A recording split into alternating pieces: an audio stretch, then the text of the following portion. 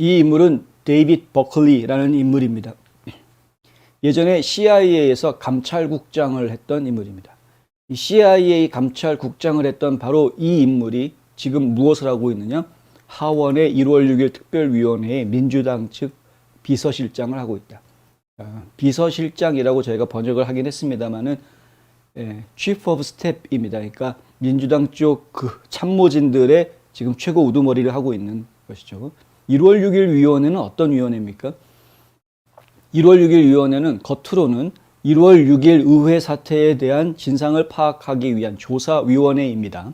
그런데 실질적으로는 위원회가 가지고 있는 소환장 발부라는 막강한 파워를 이용을 해서 도널드 트럼프 전 대통령 측근들과 트럼프 대통령의 약점을 찾아내려고 혈안이 되어져 있는 곳이 바로 1월 6일 위원회입니다. 제가 이렇게 아주 단적으로 말씀을 드릴 수 있을 정도로 이 위원회의 활동 내용이 아주 그렇습니다. 구성 자체가 잘못됐죠. 원래는 처음에 이 위원회를 만들자라는 법안이 발의가 됐을 때에는 민주당 쪽에 5명, 공화당 의원 5명 해서 10명의 초당적 위원회를 만들자라고 이야기가 됐었습니다. 그래서 케빈 맥카티 공화당 원내대표가 5명의 공화당원을 추천을 하죠. 그 5명 공화당 추천을 한 것을 놓고 낸시 펠로시 하원 의장이 짐 뱅크스하고 짐 조던 의원 두 의원은 안 된다 하고 퇴짜를 놓습니다. 그때 케빈 맥카티 의원이 뭐라고 이야기하냐면 이런 건 전례에 없는 일이다.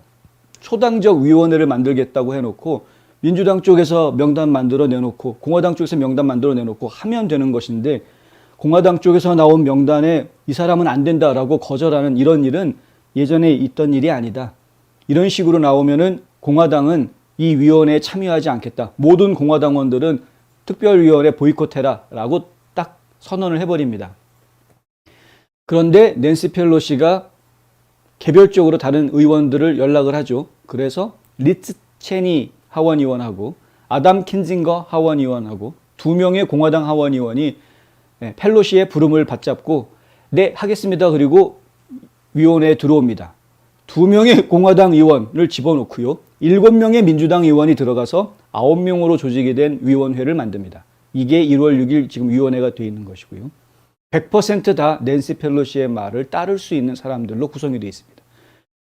이거 더 이상 초당적이다라는 말을 할 수가 없는 하원 의회 의원들이 만들어낸 정상적인 위원회라고 할 수가 없는 시작부터 지금 잘못된 시작을 한 위원회이고요.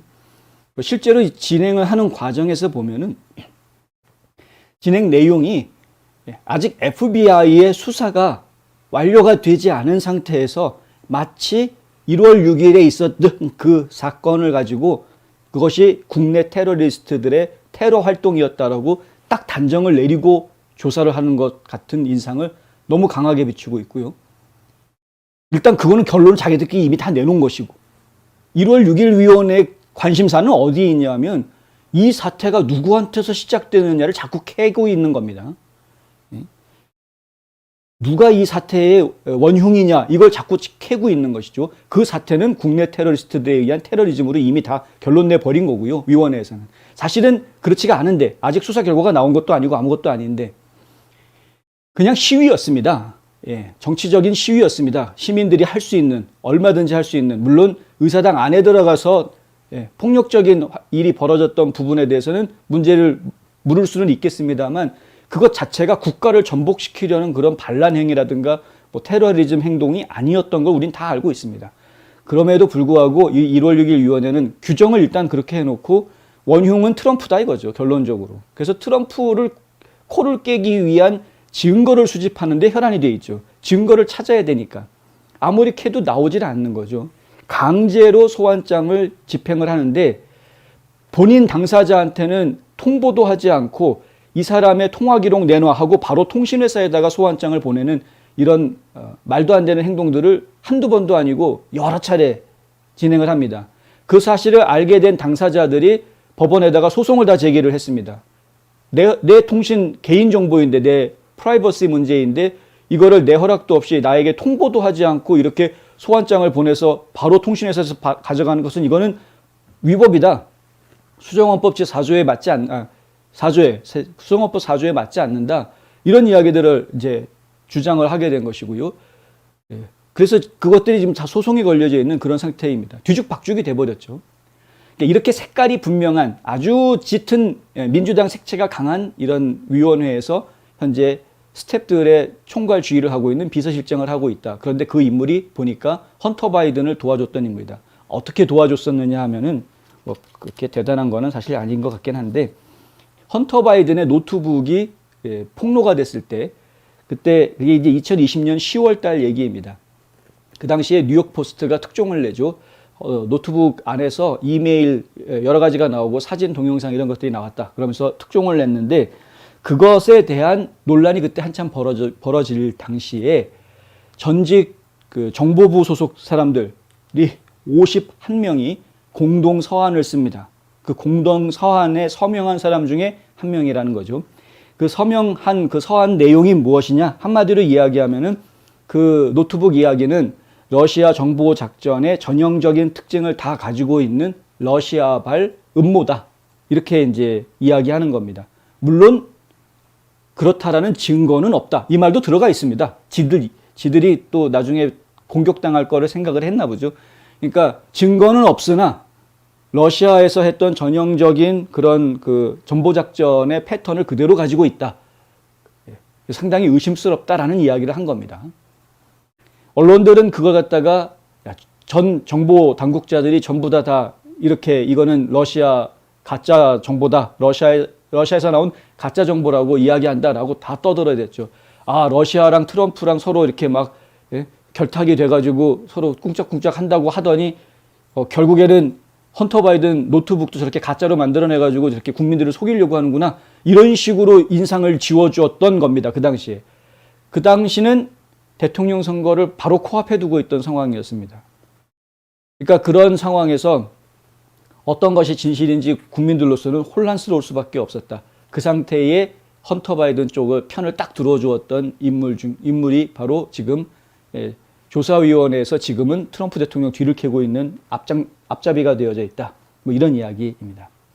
존 래클리프 국가정보원장은 그 노트북이 러시아 정보 위조 캠페인의 일부라는 주장을 뒷받침할 정보가 없다라고 분명하게 얘기를 했습니다. 그렇게 얘기를 했음에도 불구하고 빅테크 회사들은 이 헌터 바이든의 노트북에서 나온 뭐다 하면서 기사가 나오면 그 기사들 전부 다 검열을 했었던 것을 저희가 기억합니다. 이제 빅테크 회사들도 거기에 공모하고 가담했던 것이었고요.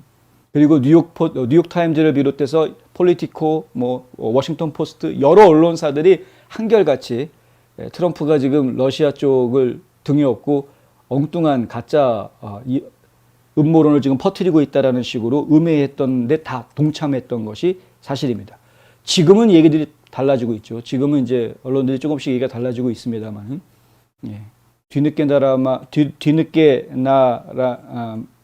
뒤늦게나마 살아남으려고 하는 것인지 뭔지 모르겠습니다만은 하여간 그렇다는 것이고요.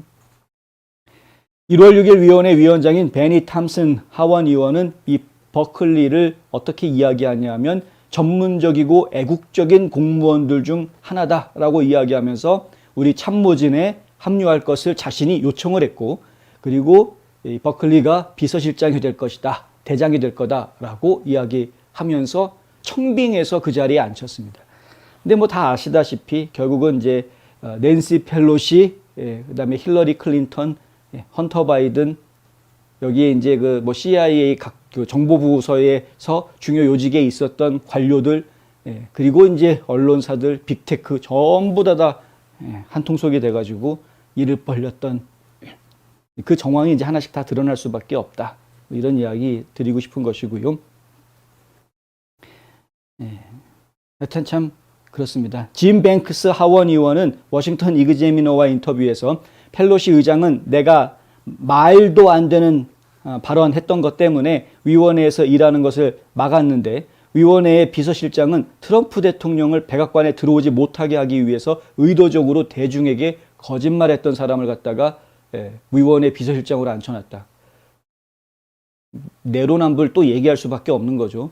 제가 아까 말씀드렸지 않았습니까? 짐 뱅크스 의원하고 짐 조던 의원 두 명은 낸시 펠로시가 이 사람들 안 돼. 그래가지고 거부했었다고 말씀드렸죠.